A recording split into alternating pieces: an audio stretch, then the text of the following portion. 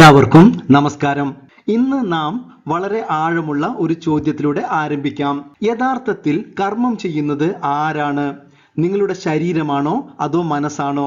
കാരണം ഇത് വ്യക്തമായി മനസ്സിലായില്ലെങ്കിൽ പുനർജന്മം മനസ്സിലാകുകയില്ല, കർമ്മ നിയമം എന്താണെന്ന് മനസ്സിലാകുകയില്ല, ആത്മീയ ജീവിതവും ശരിയായി മനസ്സിലാക്കാൻ സാധിക്കില്ല. ഒരു മനുഷ്യൻ മരിക്കുമ്പോൾ ശരീരം അവസാനിക്കുന്നു, പക്ഷെ സംശയങ്ങൾ ബാക്കിയാകുന്നു. പുനർജന്മം എടുക്കുന്നത് ആരാണ്? കർമ്മഫലം അനുഭവിക്കുന്നത് ആരാണ്? ഇന്ന് നമുക്ക് ഈ വിഷയത്തെക്കുറിച്ച് ചർച്ച ചെയ്യാം. പ്രിയമുള്ളവരെ, നമ്മുടെ കർമ്മ ആൻഡ് ഫ്രീഡം എന്ന വീഡിയോ സീരീസിലേക്ക് വീണ്ടും സ്വാഗതം. കർമ്മ നിയമങ്ങൾ എന്ന വിഷയം വളരെ ആഴമുള്ളതും വിശാലവുമാണ്. അതുകൊണ്ട് എല്ലാം ഒരു വീഡിയോയിൽ വിശദീകരിക്കാൻ കഴിയില്ല. നമ്മൾ അത് ഘട്ടം ഘട്ടമായി മനസ്സിലാക്കുന്നു. ആദ്യ വീഡിയോയിൽ കർമ്മ നിയമത്തിന്റെ 6 അടിസ്ഥാന തത്വങ്ങളെക്കുറിച്ച് നമ്മൾ ചർച്ച ചെയ്തു. വീഡിയോ കാണാത്തവർ ദയവായി കാണണമെന്ന് അഭ്യർത്ഥിക്കുന്നു. ഇന്നത്തെ ഈ വീഡിയോയിൽ ആരാണ് കർമ്മം ചെയ്യുന്നത്, കർമ്മഫലം ആരാണ് അനുഭവിക്കുന്നത് എന്നതിനെക്കുറിച്ച് മനസ്സിലാക്കാം. ഈ അറിവ് വളരെ പ്രധാനപ്പെട്ടതാണ്. എന്തുകൊണ്ടെന്നാൽ ഇത് നേരിട്ട് കർമ്മം, പുനർജന്മം, ദുഃഖം, മോക്ഷം എന്നിവയുമായി ബന്ധപ്പെട്ടിരിക്കുന്നു. അപ്പോൾ കർമ്മ നിയമത്തിന്റെ 6 അടിസ്ഥാന തത്വങ്ങൾ വേഗത്തിൽ ഒന്ന് നോക്കാം. നമ്മൾ കഴിഞ്ഞ വീഡിയോയിൽ ഈ 6 അടിസ്ഥാനങ്ങളെക്കുറിച്ച് വിശദമാക്കി പറഞ്ഞിട്ടുണ്ട്. കർമ്മ നിയമം മൊത്തത്തിൽ ഈ 6 അടിസ്ഥാനങ്ങളിലാണ് പ്രവർത്തിക്കുന്നത്. എന്നാൽ ഇന്ന് നമ്മൾ ഇതിലെ 3 അടിസ്ഥാനങ്ങളെ കുറിച്ചാണ് ആഴത്തിൽ മനസ്സിലാക്കാൻ പോകുന്നത്. എല്ലാ കർമ്മത്തിനും 2 ഫലങ്ങളുണ്ട്. കർമ്മം ചെയ്യുന്ന ആള് തന്നെ അതിന്റെ കർമ്മഫലം അനുഭവിക്കണം. നമുക്ക് കർമ്മം ട്രാൻസ്ഫർ ചെയ്യാൻ കഴിയില്ല. അടുത്തത്, കർമ്മഫലം കർമ്മം ചെയ്ത ആളെ ജീവിതത്തിനപ്പുറവും പിന്തുടരുന്നു. എങ്ങനെയാണ് ഇത് സംഭവിക്കുന്നതെന്ന് നമുക്ക് വിശദമായി നോക്കാം. അപ്പോൾ ആദ്യം നമുക്ക് റൂൾ 2 നോക്കാം. ഒരു കർമ്മത്തിന് എപ്പോഴും 2 ഫലങ്ങളുണ്ട്. കഴിഞ്ഞ വീഡിയോയിൽ നമ്മൾ ഇത് മനസ്സിലാക്കി. അതായത് ഒരു കർമ്മം ചെയ്യുന്നു, ആദ്യം അതിന് ദൃഷ്ടഫലം, വേഗത്തിലും കാണാൻ കഴിയുന്നതുമായ ഒരു ഫലം ലഭിക്കുന്നു. രണ്ടാമത്തേത് അദൃഷ്ട ഫലം, കാണാൻ കഴിയാത്തതും വൈകി വരുന്നതുമായ ഒരു ഫലവും ഉണ്ട്. പ്രിയമുള്ളവരെ, ഈ 3 കർമ്മ നിയമങ്ങൾ മനസ്സിലാക്കാൻ വേണ്ടി നമ്മൾ ഇവിടെ നമ്മുടെ നിത്യജീവിതത്തിലെ ഒരു ചെറിയ ഉദാഹരണമാണ് എടുക്കുന്നത്. ഇത് വെറും ഒരു ഉദാഹരണമാണ്. നിങ്ങൾ ഒരിക്കലും ഈ ഉദാഹരണത്തിൽ പറയുന്നത് പോലെ മാത്രമേ സംഭവിക്കൂ എന്ന് വിചാരിക്കരുത്. ഇത് നമുക്ക് ഈ 3 തത്വങ്ങൾ മനസ്സിലാക്കാൻ വേണ്ടി മാത്രമുള്ളതാണ്. കർമ്മ നിയമം വളരെ വളരെ സങ്കീർണമാണ്. നമ്മൾ ഇവിടെ എടുക്കാൻ പോകുന്നത് ഒരു ലോട്ടറി എടുക്കുന്ന ആളുടെ ഉദാഹരണമാണ്. ഒരു വ്യക്തി ഒരു ബമ്പർ ലോട്ടറി എടുക്കുന്നു എന്ന് സങ്കല്പിക്കുക. അതിന്റെ റിസൾട്ട് 3 മാസം കഴിഞ്ഞ് വരികയുള്ളൂ. അപ്പോൾ ആ വ്യക്തി ഒരു ലോട്ടറി വാങ്ങുന്നു.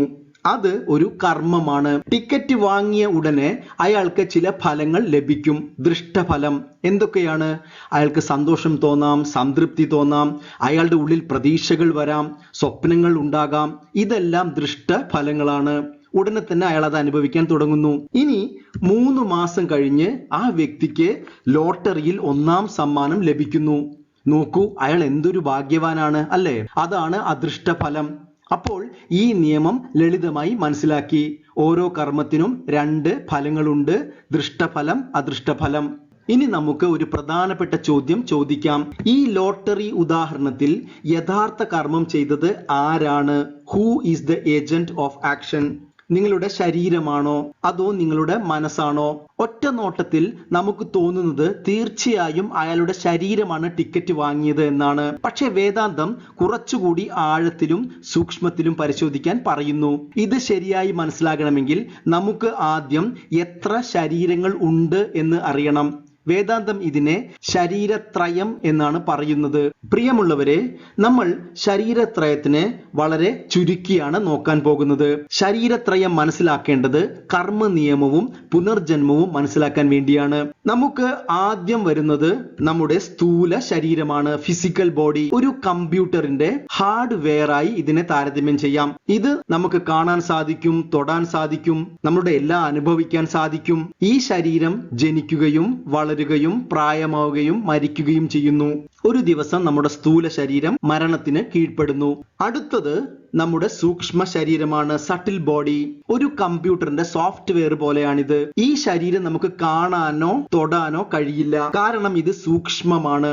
19 ഘടകങ്ങൾ ചേർന്നതാണ് നമ്മുടെ സൂക്ഷ്മ ശരീരം. നമ്മുടെ സ്ഥൂല ശരീരം പ്രവർത്തിക്കാനുള്ള എല്ലാ സോഫ്റ്റ്വെയറും സൂക്ഷ്മ ശരീരത്തിലാണ്.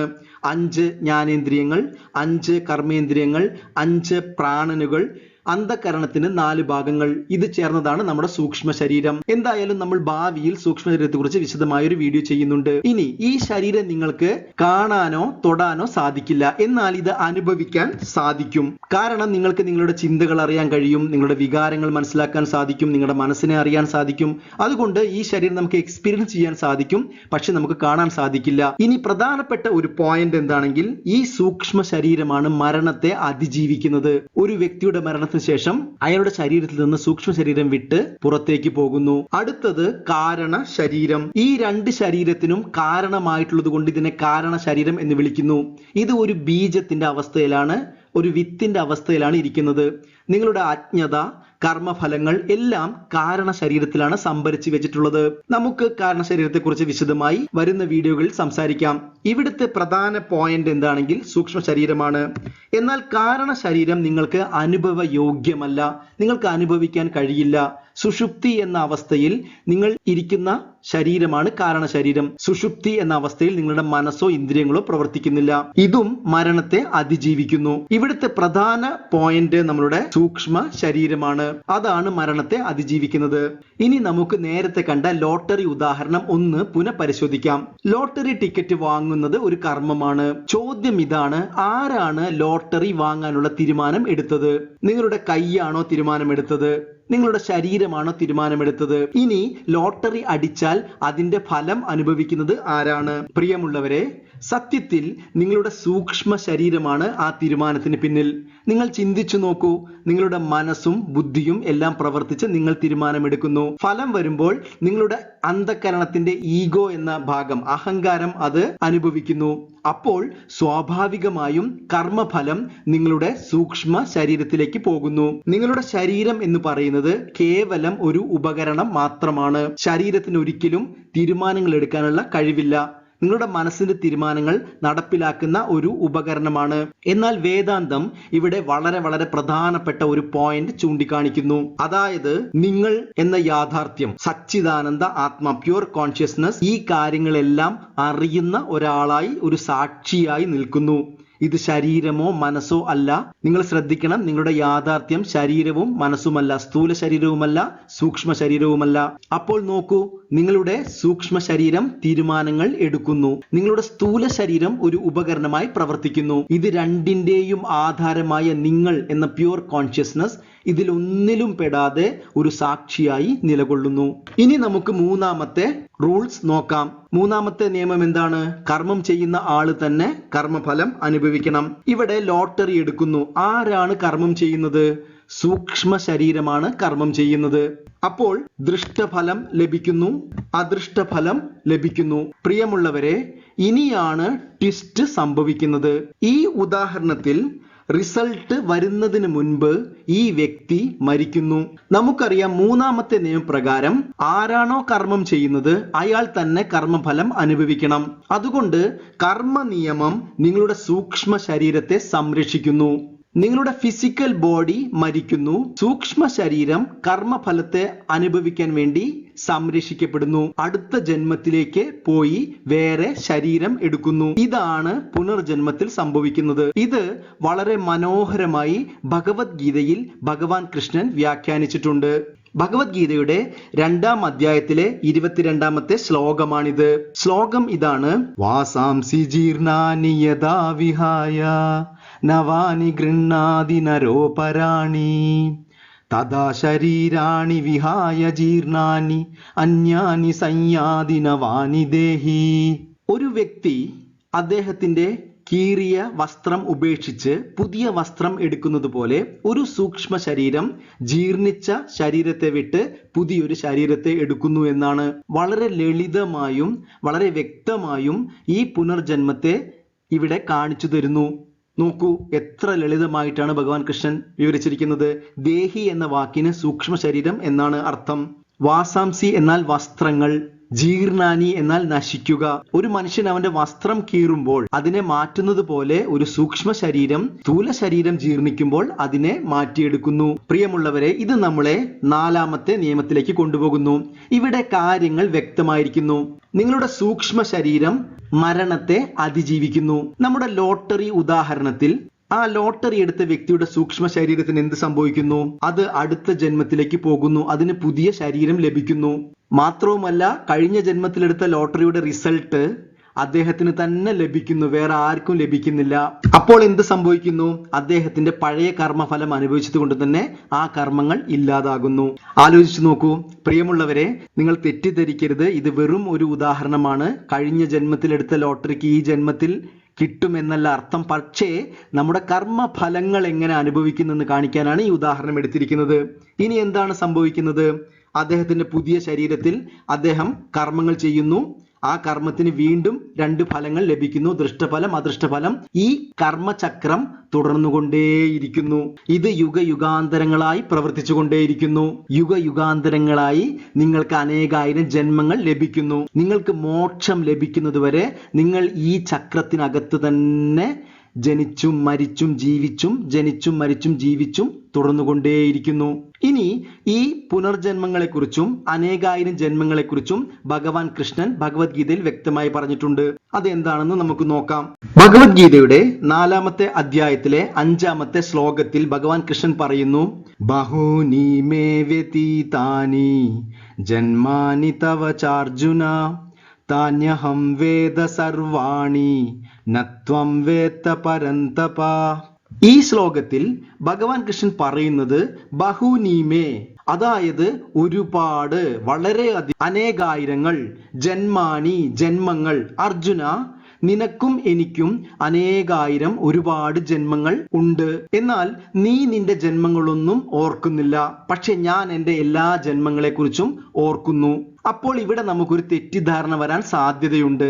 കാരണം നമ്മൾ മുമ്പ് പറഞ്ഞത് മോക്ഷം ലഭിക്കുന്നത് വരെ നമ്മൾക്ക് പുനർജന്മമുണ്ട് എന്നാണ്. അപ്പോൾ കൃഷ്ണൻ ഇവിടെ ജനിക്കുന്നത് മോക്ഷം ലഭിക്കാത്തത് കൊണ്ടാണോ? അപ്പൊ കൃഷ്ണൻ എൻലൈറ്റൻഡ് അല്ലേ എന്ന് ചിലപ്പോൾ ചിന്തിച്ചേക്കാം.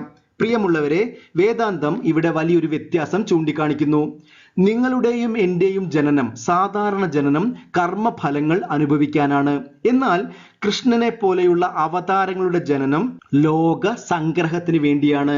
അതായത് ലോകത്തിന്റെ സംരക്ഷണത്തിനും നന്മയ്ക്കും വേണ്ടിയാണ്, ധർമ്മ പുനഃസ്ഥാപനത്തിന് വേണ്ടിയാണ്. ഇതാണ് പ്രധാനപ്പെട്ട വ്യത്യാസങ്ങൾ.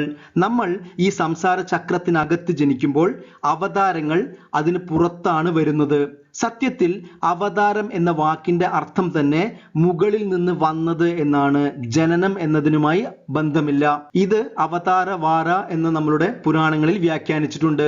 അപ്പോൾ ഇവിടെ നമ്മൾ മനസ്സിലാക്കേണ്ട ഒരു കാര്യം, ഭഗവാൻ കൃഷ്ണൻ അർജുനോട് പറയുന്നത്, നിനക്ക് നിന്റെ പൂർവ്വജന്മങ്ങളിലെ കാര്യങ്ങളൊന്നും ഓർമ്മിക്കാൻ കഴിയുന്നില്ല, പക്ഷെ എനിക്ക് ഓർമ്മിക്കാൻ കഴിയുന്നുണ്ട് എന്നാണ്. ഇത് നമുക്ക് വേറൊരു തെറ്റിദ്ധാരണ നീക്കാനും സഹായിക്കുന്നുണ്ട്. പ്രിയമുള്ളവരെ, നമ്മൾ പുനർജന്മത്തെക്കുറിച്ചുള്ള ഒരു വലിയ തെറ്റിദ്ധാരണ നീക്കാൻ ആഗ്രഹിക്കുന്നു. ഞാൻ സാധാരണയായി യൂട്യൂബിൽ കുറച്ച് സ്പിരിച്വലായ ആളുകൾ, അവർ ശരിക്കും സ്പിരിച്വൽ ആണോ എന്നറിയില്ല, അതുപോലെ പ്രശസ്തമായ ആളുകൾ പുനർജന്മത്തെക്കുറിച്ചും അവരുടെ പൂർവ്വകാല ജീവിതത്തെക്കുറിച്ചും വലിയ വലിയ കാര്യങ്ങൾ പറയുന്നത് കേട്ടിട്ടുണ്ട്. കഴിഞ്ഞ ജന്മത്തിൽ ഞാൻ ഇതായിരുന്നു, കഴിഞ്ഞ ജന്മത്തിൽ ഞാൻ ആണായിരുന്നു, പെണ്ണായിരുന്നു, ഞാൻ ഇവിടെയാണ് ജനിച്ചത്, എനിക്ക് 3 ജന്മങ്ങൾക്ക് മുമ്പുള്ള ഓർമ്മകളുണ്ട്, ഇതെല്ലാം അവർ പറയാറുണ്ട്. എന്നാൽ ഭഗവത്ഗീതയിൽ ഭഗവാൻ കൃഷ്ണൻ പറയുന്നത്, അർജുന, നിനക്ക് നിന്റെ പൂർവ്വകാല ജന്മങ്ങൾ ഓർമ്മിക്കാൻ കഴിയില്ല എന്നാണ്. അപ്പോൾ ഇത് പരസ്പര വിരുദ്ധമാണ്. നമുക്ക് സയന്റിഫിക്കലായി ഇതിനെ ഒന്ന് നോക്കാം. ന്യൂറോ സയൻസ് വ്യക്തമായി പറയുന്നത് നിങ്ങളുടെ ഓർമ്മകൾ, അതായത് മെമ്മറീസ്, നിങ്ങളുടെ ബ്രെയിനിൽ, തലച്ചോറിലാണ് സൂക്ഷിക്കുന്നത് എന്നാണ്. ബ്രെയിൻ എന്നത് നിങ്ങളുടെ സ്ഥൂല ശരീരത്തിന്റെ, ഫിസിക്കൽ ബോഡിയുടെ ഒരു ഭാഗമാണ്. നിങ്ങളുടെ ഫിസിക്കൽ ബോഡി മരിക്കുമ്പോൾ നിങ്ങളുടെ ബ്രെയിനും അതിനോടൊപ്പം മരിക്കുന്നു. അപ്പോൾ ഓർമ്മകളും ഇല്ലാതാകുന്നു. പുനർജന്മം ലഭിക്കുമ്പോൾ നിങ്ങൾക്ക് വേറൊരു ശരീരത്തിൽ പുതിയ ഒരു ബ്രെയിനാണ് കിട്ടുന്നത്. അപ്പോൾ ഒരിക്കലും നിങ്ങൾക്ക് പഴയ ഓർമ്മകൾ അവിടെ ഉണ്ടാവില്ല. അപ്പോൾ പിന്നെ ഈ ആളുകൾ യൂട്യൂബിൽ വന്നിരുന്ന് പറയുന്നത് എന്താണ്? ഒരുപക്ഷെ പ്രശസ്തിക്ക് വേണ്ടിയോ തെറ്റിദ്ധരിപ്പിക്കാനോ അല്ലെങ്കിൽ അവരുടെ ഭാവനയോ ആയിരിക്കാം. എന്നാൽ ഇവിടെ പ്രധാനപ്പെട്ട ഒരു കാര്യം മനസ്സിലാക്കേണ്ടതുണ്ട്. നമ്മുടെ സൂക്ഷ്മ ശരീരത്തോടൊപ്പം ചിത്തം എന്ന ഭാഗം, അതായത് നമ്മുടെ സംസ്കാരങ്ങളും വാസനകളും, പൂർവജന്മ സംസ്കാരങ്ങളും വാസനകളും പിന്തുടരുന്നു.